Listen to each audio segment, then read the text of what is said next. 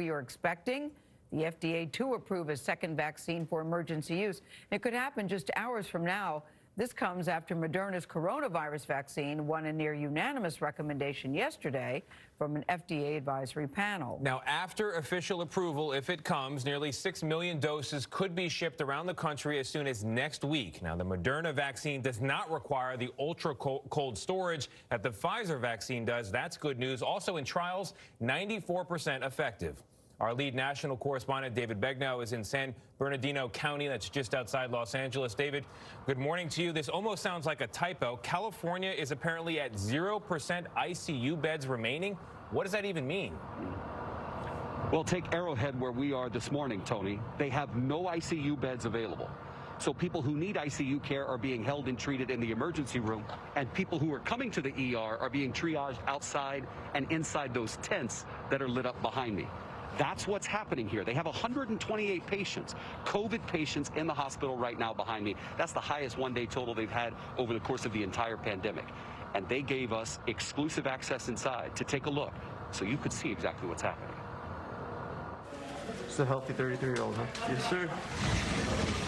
Right now, there is not a single available ICU bed at Arrowhead Regional Medical Center, as the unrelenting crush of COVID patients is simply pushing staff to their limits. Listen to this nurse. We're at the point where we no longer could take care of them. The wait is a lot longer. You know, the patients are really sick. With no beds inside, patients are now being triaged and treated in tents outside.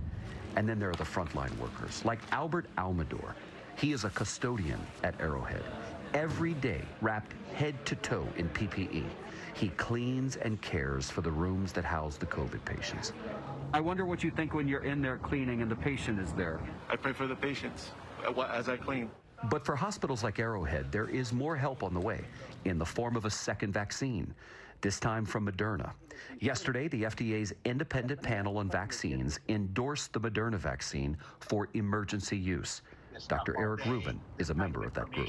What should people take away from the panel's nearly unanimous yes? I think the important message is that the panelists felt very confident in the vaccine. And these are going to be some of the first people in line to get the vaccine themselves and give it to their families. You know, all week we have noticed enthusiasm from frontline workers who were either giving the Pfizer vaccine to their colleagues or receiving it.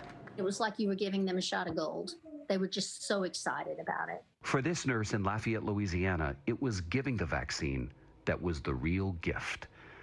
On Thursday, she was able to vaccinate the oncologist that she says helped save her life when she was diagnosed with breast cancer.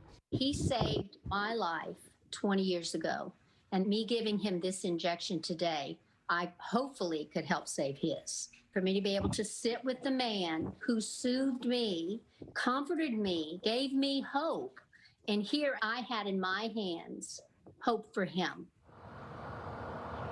That Louisiana nurse is my mother, Sid Begnaud.